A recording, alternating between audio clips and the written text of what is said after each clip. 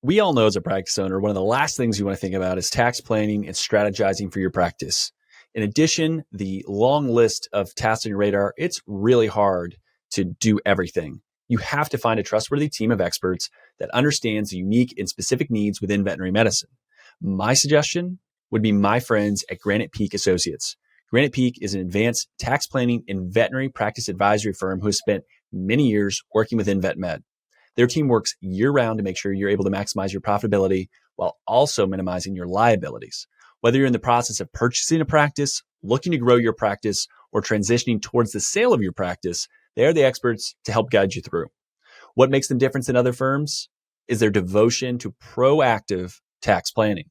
By thinking into the future and creating long-lasting relationships with their clients, Granite Peak can help minimize the amount of taxes paid over the course of many years to come. Head over to their website, granitepeakcpa.com, to receive a personalized comparison of your practice financials against over 140 other hospitals that they've worked with. You'll be able to see how your practice ranks, where you stack up, and where the opportunities are to get better. From there, you can schedule a one-on-one call with one of the members of their team to review and analyze your results. The opportunity speaks for itself. You need someone on your side. Granite Peak Associates is that team. Take advantage of their innovative expertise within the veterinary industry. Recruiting team members in your veterinary practice has never been this hard. You can either bury your head in the sand and hope it goes away or adapt. Enter Guardian Vets. By leveraging best-in-class technology, you can empower your staff and reduce their workload. Help reduce burnout. You also provide a better experience for your clients and patients, which you want to do as you serve them. The solutions Guardian Vets offers includes after-hours triage, virtual CSRs, that know your team and processes, telemedicine, and so much more. Become the employer of choice in your area by offering the best tools to position your team for success. Whether you're starting a de novo, clinic, multi-doctor, or multi-location, Guardian Vets can help you be more efficient and effective. Go to the website, guardianvets.com, click the Get Started button, then let them know that I sent you, right? Let them know the Vet Success Podcast sent you. Get 50% off your first month. Don't let another quarter or year happen before you start making changes, because you know you need to. So talk to the Guardian Vets team today and implement a new solution. Welcome back. And we have a returning guest who I had to look it up, but Bobby Lind is here to join me again. Last time he was here was in 2019, episode number 23. So it's been a minute. Couple years ago, 5 years ago. Wow. Well, we're not doing this one in person, even though we're in the same city, but it's easier because we're going to share a screen today. And I would encourage anyone listening to this in audio, we'll do our best, but I would highly, highly recommend checking out the video on YouTube, because I think it'll show and demonstrate a lot more of the power of the conversation. And so why is Bobby back, and who is Bobby? So Bobby's been involved in the healthcare real estate space for 10 years or 10 years in the healthcare space. And then a good portion of that is basically within the commercial real estate. Coming up on 8 years in real estate. 8 years in real estate. Providers. Yeah. And so during that, a lot of it has been around dentistry, vet med, optometry, and understanding, hey, there are certain things that these folks need when they try to find the perfect location for their practice. And through those experiences, Bobby witnessed hey, you can either pick a really good spot and make a couple mistakes and still be very successful, or you can pick a really competitive spot and really have to slug it out. Not saying that you can't be successful, but it can be a little bit more difficult, candidly. And so seeing that, Bobby and I've teased this, I don't think it's any secret that, Bobby saw this, approached me, we chatted on it, and that's really what created Pinpoint. And so what Pinpoint is doing is addressing basically the challenges that everyday veterinarians, dentists, and optometrists face. And Pinpoint was born out of the idea to basically help. And so with that, Bobby is back. We're going to go through kind of what the data looks like, do a kind of a mock-up or a sample. But all that to be said, Bobby is the founder of Rise Realty Partners, and that is a commercial real estate firm that is here in the central Indiana area and works all over the state of Indiana. But Bobby, thank you for carving out time. I know we talk quite a bit about this stuff, and now we get to record it and share it with some people. Yeah, we're doing this weekly, so it's fun to be able to share what we're doing with the world. And yeah, I appreciate being able to be back on it. This episode 23, did you say initially? And what episode is this? Yeah, this will be in the 250s. I think. Awesome. So, yeah, awesome to see what you're doing. So Yeah, exactly like what Isaiah was saying is been in real estate here for 8 years now, working with healthcare providers. And what my clients are always looking for is more information. So working with Isaiah, we both have a passion for helping small business owners, and we both have enjoyed working in the healthcare space. So that's where the idea for Pinpoint came, is wanting to provide more information, more data to help support the decision-making process for where you're going to open up your practice, your clinic. And when you're making a, $700,000, $800,000 investment to a location plus committing to more than likely a 10-year lease, you want to make sure that you're spot on and your spot is going to be pinpointed in the right location. So Isaiah came up with the name, which we thought was obviously we like, but we like the play on words that it gives. So we're excited to show a little bit of what we're doing, pull open some of the software and walk through it. Is there anything else we want to talk through before we go into that? No, if you want to pull it up, we'll walk through a sample, and we'll do Central Indiana since we know the area really well and don't have anyone that we've talked to that's in the area. So we don't have any conflicts of saying, hey, this is a great area. But if someone is listening to this in Central Indiana and they want to open up a veterinary clinic, we have a really good spot for you, and we'll walk through that today. We sure do. Let me get this screen shared. We will dig in, and then Bobby, I'm going to let you kind of drive, and we will kind of walk through it from there. But tell us a little bit about the spot, and then kind of how things work from there. Perfect. So first thing we want to emphasize is we're able to help clients across the country. We've got access to data that we're going to walk through here in Hamilton County, and we're able to utilize this exact same information anywhere across the country. Small market, large market. So we're really able to help nationwide and across the country. And we're able to really dive into the local area and what's going on there. So we're really excited about that. We're just using our own backyard because this is where we're at, and we always like seeing what's going on. So the spot we're going to look at, kind of identify, is, let's say we've got a veterinarian who's wanting to do a startup practice somewhere on the north side of Noblesville. There are a few key pieces of information that we like to be able to share and look for. And some of those things are going to be competition. It's going to be clientele that we know is going to need to utilize the services. So we want to know that it's households that have pets. And then we also want to know that it's households that have the ability to spend money on their animals and have preventative care be something that is proactive about. So we're able to visualize that on the map in a really neat way. Our data source provider, they have information from Experian, the credit agency, to understand what type of households we're serving and to understand if those households are using pet services. So if they're spending money at the veterinarian, if they're spending money on pet toys. So that's all of the different data that we're utilizing here when we start looking at some of the heat mapping capabilities. But the first layer is we want to understand how many homes in this area are utilizing veterinarian services. So again, this is information that we've got access to, is what households are going to be more than likely to have pets. And what this layer is showing is it's showing the density of where people are living and if those people are utilizing pet services. So we're able to see some big pockets through here that it's identifying has pets and is going to be utilizing veterinarian services. You can see it's a little bit more scarce. And each one of these dots, if we zoom in, represents a single household. So it takes a little bit of time sometimes for the software to buffer. But you can see it gets really grainy to see all of these dots. Each individual dot is a household that is utilizing pet services. So then the next layer, and again, we can sit here and wait for it to load, but we're going to be switching a few of the layers. So we're going to go ahead and keep moving forward with what we can show on the map. But the next item that we might want to see is what other vets are in the area as competition, or people that we want to make sure, we know how saturated the market is from a competition standpoint. So then we've got the layer that's showing us where vets are located. And if we hover over them, we can see who those vets are. Just as we're looking, then we can do some research to find out if they're corporate or if they're privately owned. So again, we're starting to look at this data and see some potential pockets that might have an opportunity for a vet. when we're looking kind of right in this area, we see a lot of households that are utilizing vet services, and we're not seeing a vet. Now, that can be derived for a few different reasons. One, it can be that there's no real estate that's there for a veterinarian to open up in. So it might be a target for somewhere to pursue down the road. Or two, it's an open spot that is a great location already. So different things that we'll be able to keep an eye out for. But so then the next layer that we briefly discussed is the heat mapping layer. So that's this last layer that I'm going to turn on. So this is kind of the last initial check, high level check to see what this market looks like. Are the households in the area we're looking, are they spending money on pet services?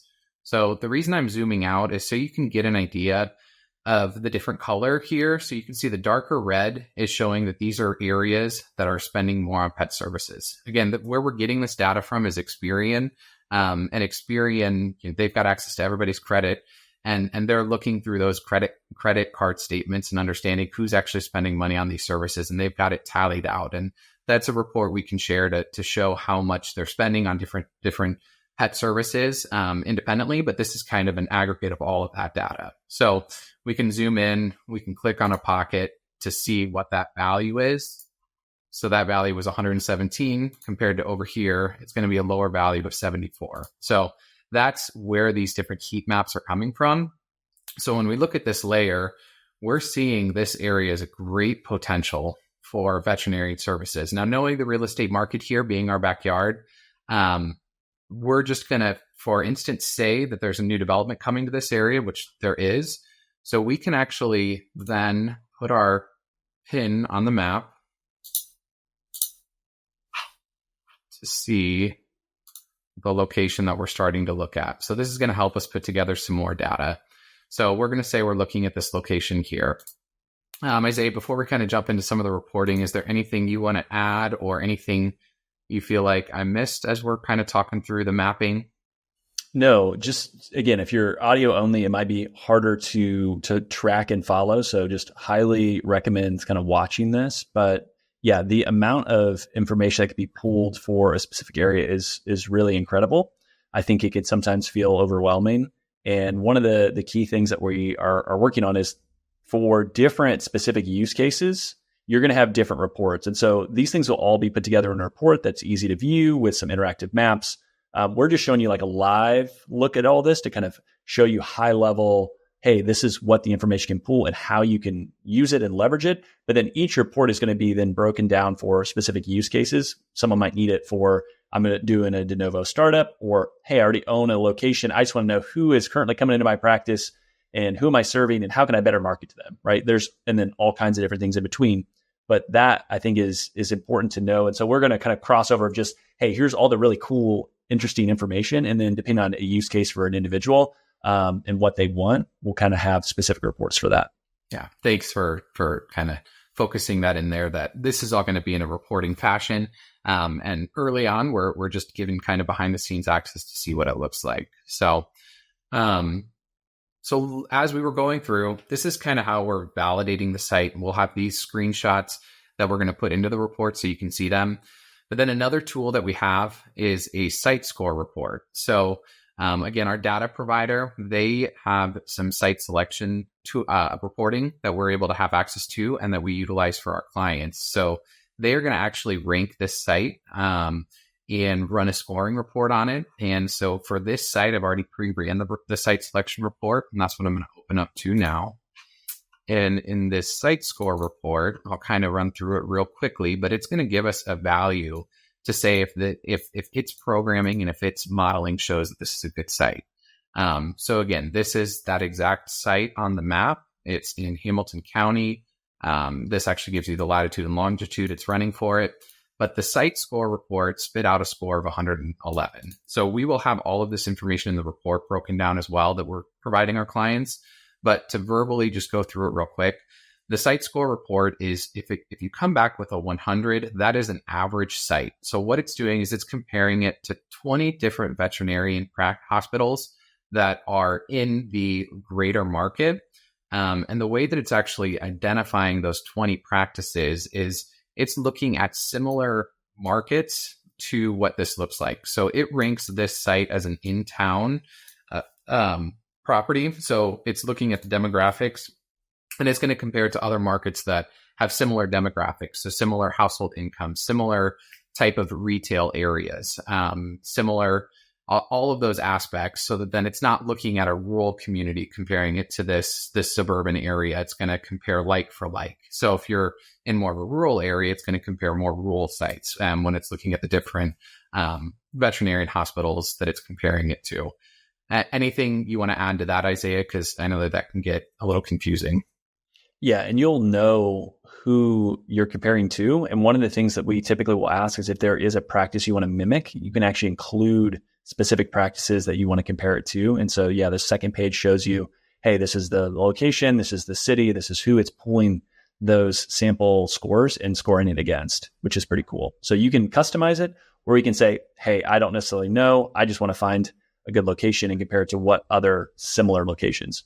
Per kind of what Bobby talked about, if you are comparing something that's in downtown Chicago to something that is more, semi suburban, Indianapolis, it's not going to probably be the best scoring, but you can do that. And so it's just one of those things where you want to make sure that you know the nuance behind how the scoring works. We typically would recommend probably just letting it do its thing, because it's going to select similar kind of clinics to compare it against. And that's how that score is then derived. Yep. So then quickly, how it's coming up with the score, it's looking at a handful of different key criterias. It's looking at the residential core patient score. So what does that mean? This goes back to the Experian mosaics that I briefly touched on that we've got information on. What they've done is they have gone through and they've looked at the different household types. So there's 71 different household types that every single household in America is broken down into. And it has looked to see which types of households are more likely to spend money on veterinarian services, have animals in their homes. And that is what this red primary household type is. I'm going to zoom in real deep here. So hopefully you can see on the map. So when we're looking at these different household types, and as we're talking today, you'll have a little bit more understanding on what AO2 means. But in this trade area, so in this blocked out red area, what it's looking at is the actual primary, so most likely to use your services, secondary and tertiary households that live in that area. So it is ignoring the household types that are here in gray, because they know that those households are not going to be utilizing your services. So it's getting a more focused look on households that are going to actually be utilizing your services. And then it's comparing that across the 20 different sites that it is comparing it to see, on average, there's 31,000 households that are utilizing the services between primary, secondary, and tertiary. The minimum number of households in one of the sites, which is actually really low minimum household, is 2,200. The maximum is 7,400. And then when we look at this site, there's 38,628 households in this area that are going to be utilizing your services as a veterinarian, or a primary, secondary, or tertiary care patient profile that is going to be more likely to. So then the next item is, again, this is kind of mimicking the information we were looking at on the map. And again, the mapping that we're doing is just kind of a preliminary look. And then this is kind of verifying that information. We're looking at the average expenditure on vet services. So again, when we're looking at the ranking, the average amount that each household is spending is $277. In trade areas similar to this, minimum is $172, maximum $454. And this site has $394 that are being spent on average. So definitely higher than the average, close to the maximum side. And then we're also looking at the population growth potential. So we want to know, are we going into a market that is not going to be growing anymore, and we're not going to have opportunity to attract new patients outside of who's in the market? Or are we in an area like this one that has an expected 9% growth, almost 10% growth over 5 years? So again, that's something that's attractive. Then we're looking just at a couple high level pieces. We want to know how many big box, how many grocery stores are in the area, so we can kind of see some of that information there. And then we want to understand the competition. So we want to know how many core households, so that's primary, secondary, and tertiary care households, there are per veterinarian. So on average, across those 20 sites, you've got 956. Minimum is 266 per veterinarian. Maximum is 2,333, which is great. And this site is 496, so just under 500 core household patients per veterinarian in this trade area. Now, when we look at that, it's substantially lower than the average. And again, and I'll go through that in just a second, but then veterinarian facilities is the last line item. And it's just showing the average is 16. The average is 14. This site is 16. So when we're looking at this, the core households per veterinarian, the average is 956. And this site has about half of that. What the key piece is that this area is looking at, I think, is the household spend. So that's really driving up this location. Is we know that people who have pets in this area are spending money on their pets. So it creates a good opportunity. So that is a quick high level view of what the site score report is that we utilize to back up our information. Is there anything else you have on it, Isaiah? Yeah, I would just say also it has a ton of growth. And I think that's the other piece that will really bump up that score is high spend, high growth. And another thing to think about with the household number that down in the competition is a lot of times people will say a number. It's like, hey, it's 2,000 to run, or this. It's going to calculate slightly different with this report. So just be aware of that. And it's one of those things where you want to make sure, yes, there's ample opportunity. And what it's telling you is, hey, it's 11% better, more likely that this is a really good location for a hospital than, one that would score 100. And so the scoring number, a lot of times people see it like, ooh, I'm a 95. That's great. Like, that's a great score when I'm in vet school. It's like, well, 95 isn't actually that great. 100 is kind of where you want to be, ideally. And it doesn't mean that a 95 couldn't work, right? That's not what it's saying.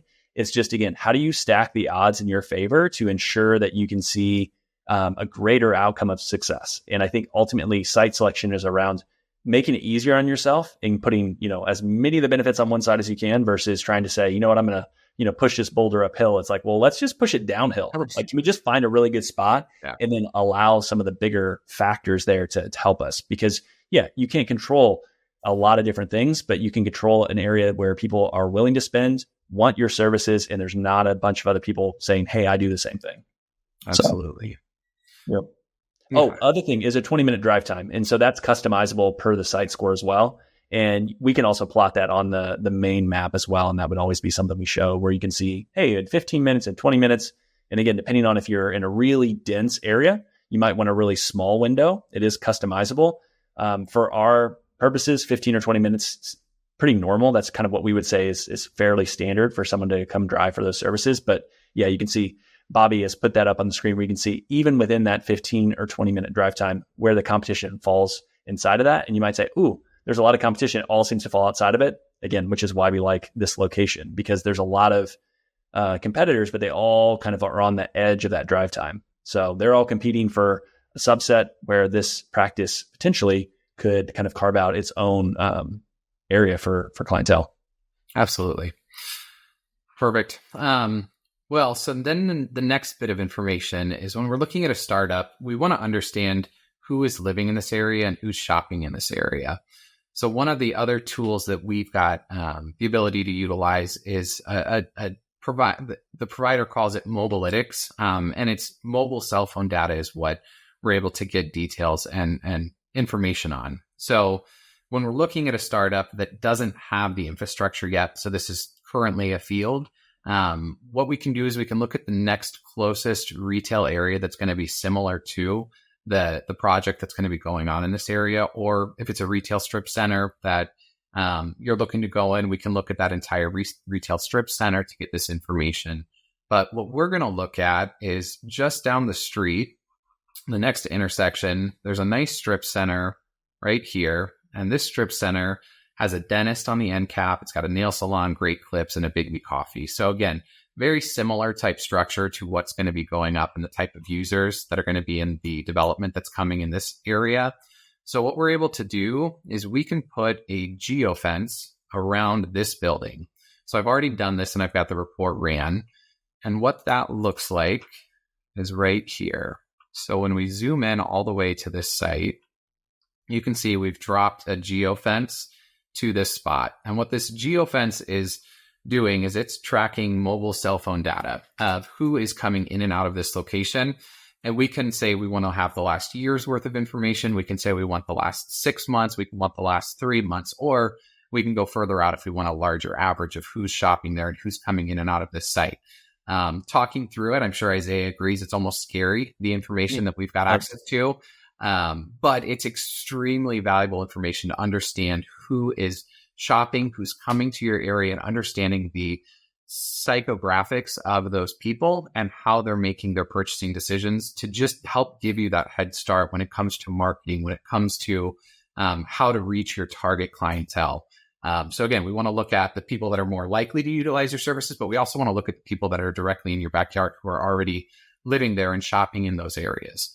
So at a high level, do you have anything else you want to throw in there, Isaiah? Yeah, I was going to say, it's really great too. If you have an existing location, hey, I've been here for, 2 years, 10 years, 20 years, you could geofence your location and pull out exactly who you serve. And you might already be like, yeah, I know who my, kind of ideal client is, what my client avatar is, how I want to market. And then you might be surprised at actually who comes in and what the makeup is. And maybe there's things that surprise you, maybe there's not. But I think in a world where, we continue to hear that, appointments are down a little bit, new growth is down, revenue's down a little bit, things are softer. Like the US consumer, and I've talked about on this podcast, has, kind of been tapped out. They're racking up credit card bills. Maybe they're pulling back on their spend a little bit. And as everyone knows, like veterinary care, while, we can make the case that it has to be done, pets are becoming a bigger and bigger part of the family. There will be spots where people will have to trim.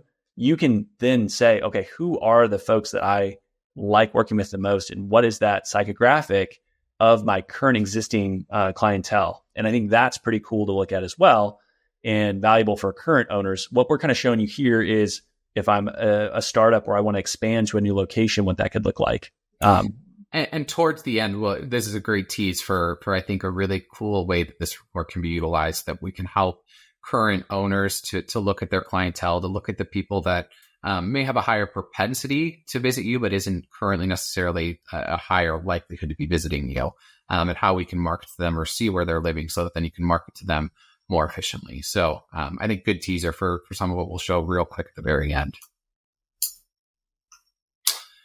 So as we zoom out, so this is the first portion that we're going to look at. It's the trade area section of this report.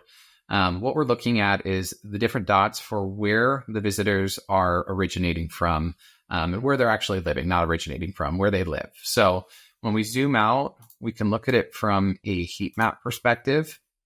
And big surprise, almost the highest concentration is all coming from, very close drive area.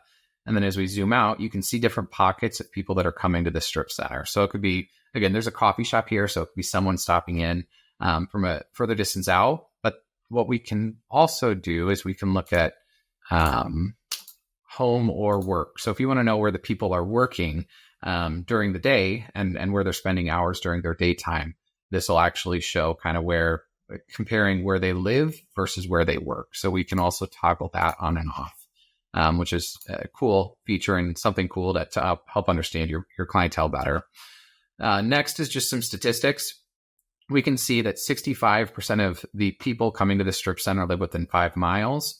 So for marketing, that's where to spend the majority of your money. This is just backing up the traditional marketing recommendations, I would say, showing you what zip codes people are coming from.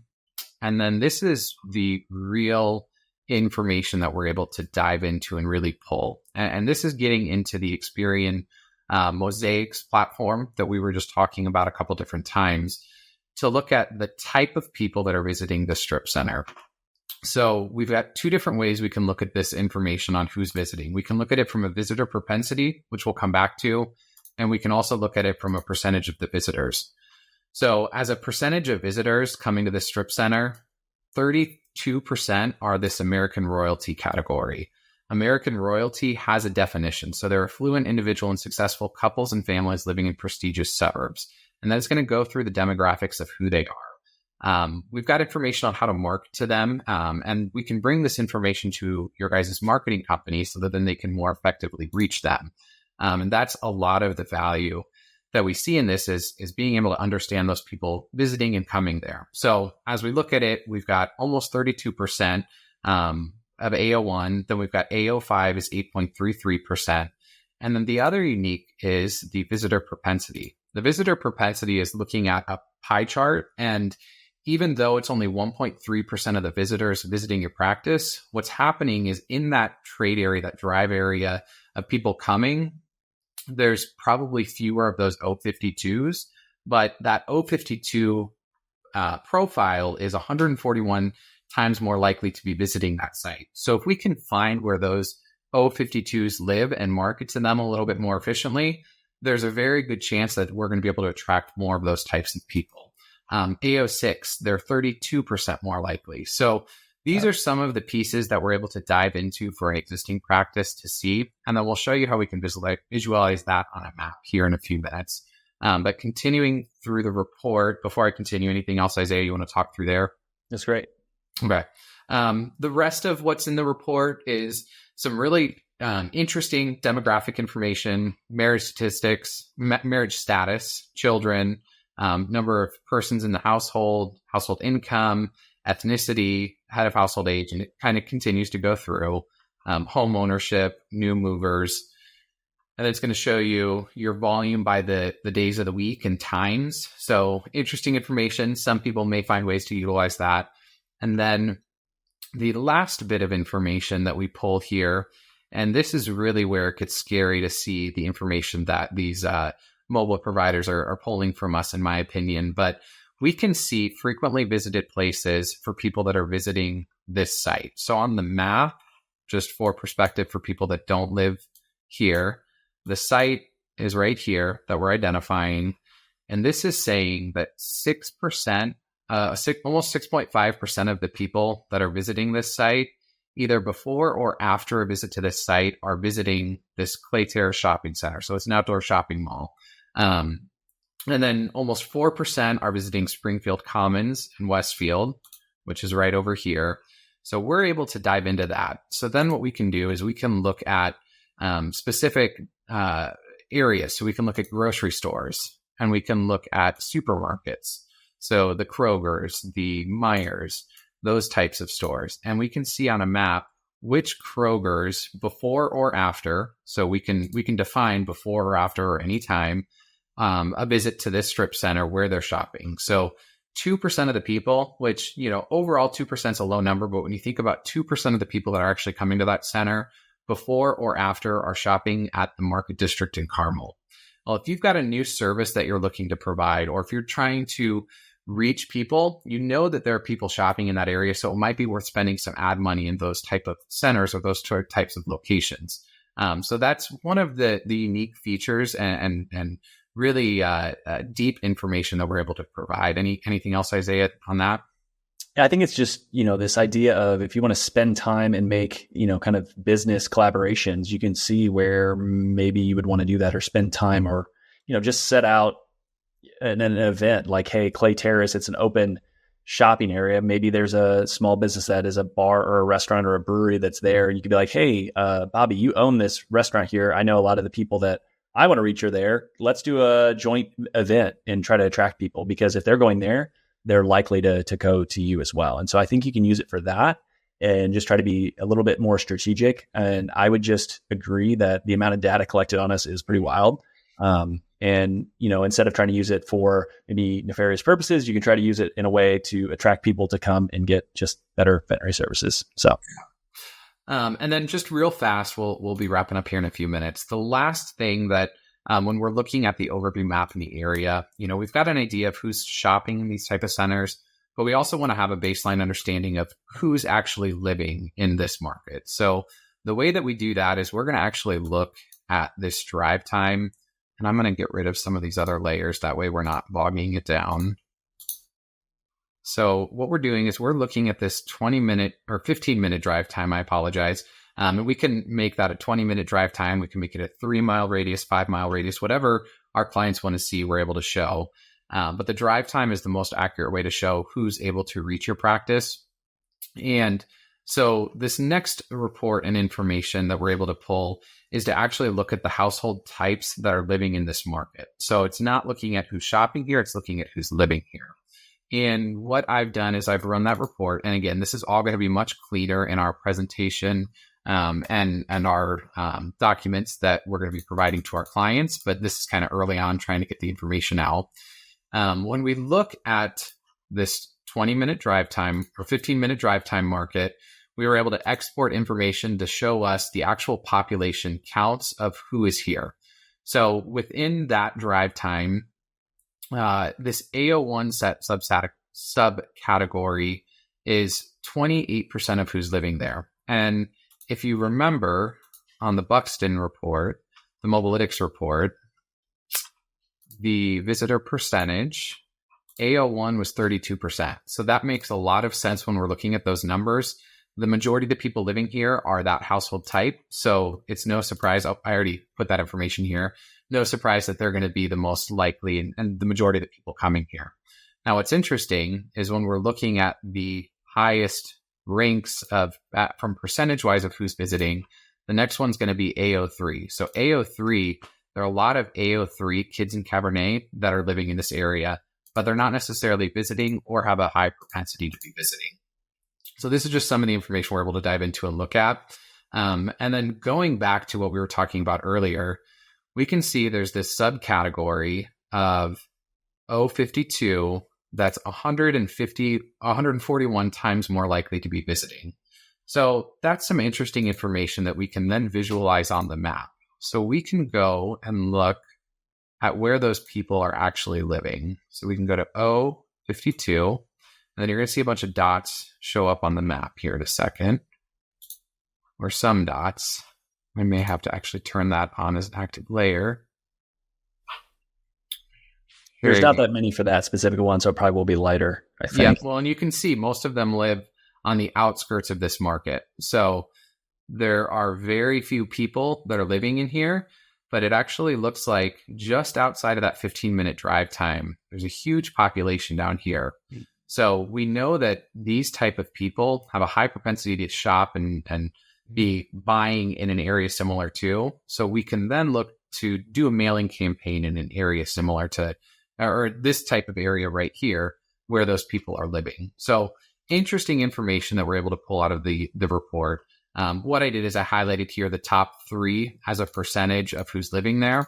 And then I looked at from a visitor propensity, the top 3 locations, and then same thing, the top 3 household types from a visitor percentage. And then what we can do there is we can look at, is there an area that maybe if we market to this AO3 profile, maybe if we start marketing to those people who are already in our backyard, we can increase new patients. And again, that's the same thing. We can look at on the map, the segmentation for AO3. And we'd expect we're going to see a whole lot of dots start to show up. And you can see a lot of those people are living here, but they're not shopping here. So we can tailor our marketing messages to those individuals. And one of the things that we're going to provide to our clients is actually a write-up on each of these different types. So it's going to define who they are, how to market to them, how they receive their marketing preferences. So, they're streaming TV, they're on social media, and they are reading emails. What's important to them from a value perspective, saving times, enabling finer things. And then it's going to go into an overview. And then we're even going to provide a brief marketing plan. We always will recommend take this to your marketing team that you're working with, have them craft that content.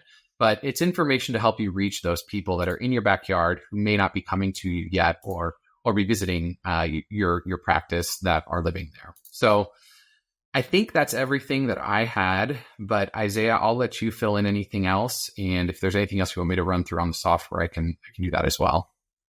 No, I think there's a lot there. Obviously, you can pull apart a lot of data within a drive time of, who's there, what they spend, the makeup of an audience. One of the key things also is if you want to serve a specific population or a type of person, type of family, type of individual, like you can then take that information and then score it and then know kind of from those psychographics from Experian who they are. And then you could say, okay, where do they live in my city or in the area that I'm looking at? And then say, okay, where would then be the best location in the city to serve that population? So I think there's a lot of interesting things that you can do with that. And I think that's a great point. Something that, again, I think one of our big client types are going to be startup practices. And one of the items that we're going to provide our clients is a questionnaire that goes through key pieces of information on your clientele. What pastimes do they enjoy? We've got options for you to be able to select. what type of income level? Do they have kids? Do they not have kids? If they have kids, how old are those kids? Do they own their home or do they rent? And what we're then able to do is we're able to backwards engineer what type of people those are. So looking at those household segments again, those 71 different types, and we can visualize on a map where they're actually living to see if that location supports those people that are in your surrounding area, alongside clients that are actually going to be utilizing your services. So that's one other really unique feature that we're able to provide to our clients to see if they're in an area of people who they want to work with. Yeah. And then one other kind of key thing that I think is rather interesting is also understanding the answers around what we can provide as far as, and I'm spacing on seeing it right now. I thought I had it up, but if, they've consulted a veterinarian, if they own pets, like you can pull and get some of that information as well, which will feed into the psychographics. And I think from our perspective, it's providing data to make decisions versus leaving it to chance. I think historically, and Bobby, you've seen this much more than I have, but for most people in the situation, they don't know like what makes a really good site. And obviously you need to have the real estate there, or you're buying, raw land to build. And maybe that is what someone wants to do. Hey, find me the best location. I'll build from the ground up. But a lot of times it might be, I want to open, where are the available locations? And this can narrow the search instead of going all over, God's green earth in a location. It can be, okay, I can go to this pocket, this pocket, this pocket, and you still will want someone in the local area that gets the real estate so that they can make sure your lease is not ripping you off and that you have like good terms. And so this is not replacing that. It's not trying to say you don't need that person. This is being able to tailor it and hopefully limit the process. So you don't have to see as many sites. So you can narrow it and say, I want to look at site 1, 2, and 3, or site 1 is perfect. I want to go there, and then see if it actually fits. And maybe it's great location for all the metrics, but the piece of real estate itself doesn't fit for a variety of reasons. And like, there's going to be those kind of things that, we won't be able to necessarily solve for every single individual. But what we can do is give really good information to help say, is it a good site? Yes. And like you said earlier, if someone's going to spend, high 6 figures, 7 figures or greater on a location, you want to make sure you're making a data-driven decision versus kind of going with your gut and saying, well, did I see everything? Is it really the best location? The answer typically is, I don't know, but I want to get moving and I want to start. So people push forward. How do people reach out? And you want to tell them a little bit about a fun little discount if they want some information? Yep. So as I think we taglined at the beginning, is we are getting going with all of this. One of the things that we want to do for Isaiah's listeners and viewers is we wanted to provide a special. So the first 5 people that reach out to us, we want to give a 25% discount on any of these services.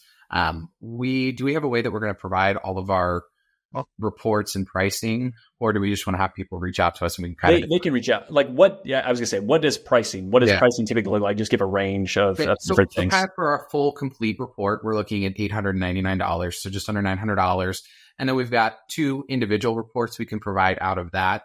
And each one of those would be $499. So you can either get the full report that gives you extra details, is going to walk through that client questionnaire to understand who you want to work with and where they live.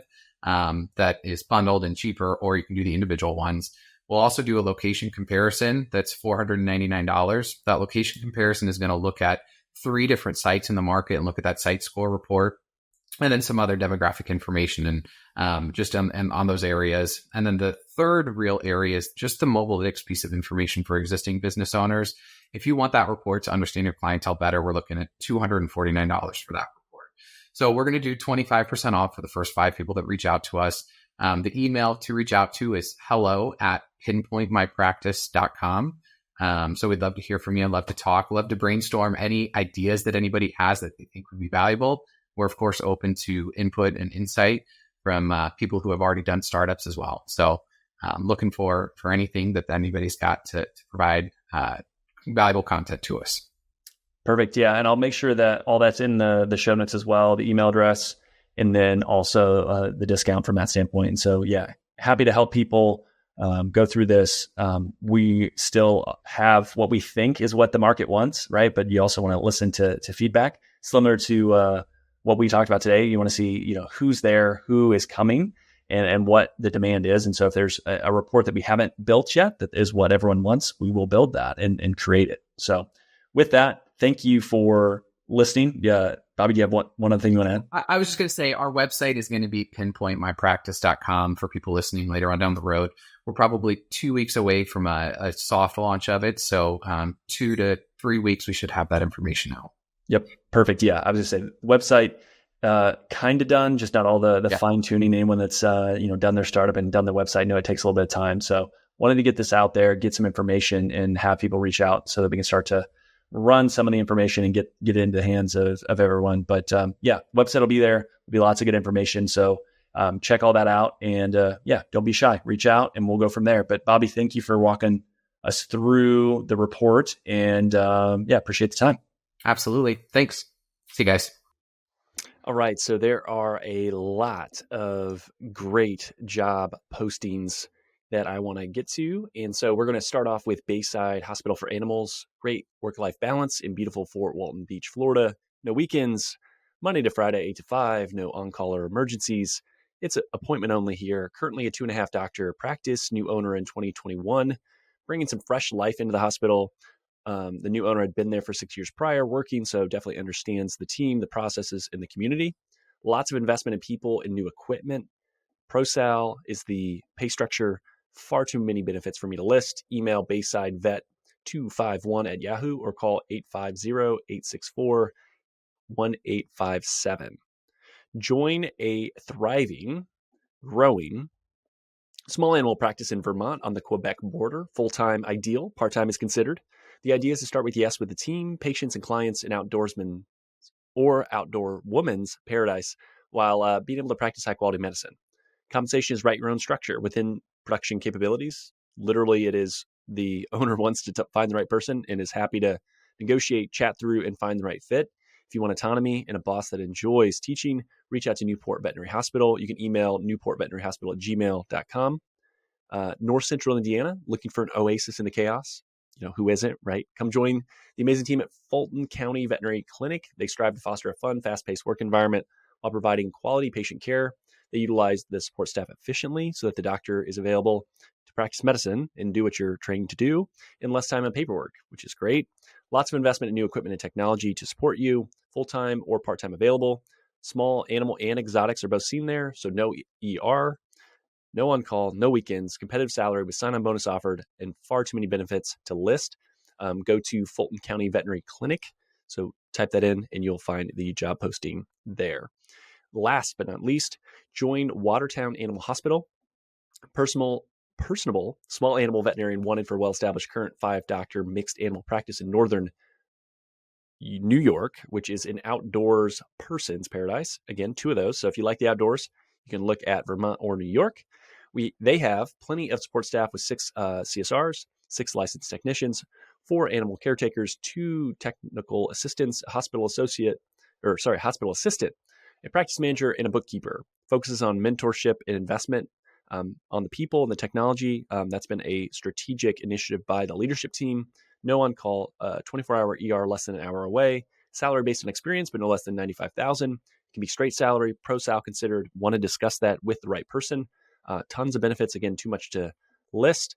Please reach out to watertownpetcare.com for that option as well. So again, if you find a role or a job or talk to anyone and it helps you in any way, I would love to hear that feedback. So please reach out.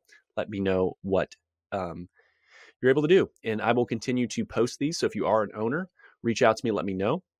And we'll go from there. And until I hit a capacity of I can't keep recording these, I want to let people know who are high quality owners around the country looking for great help.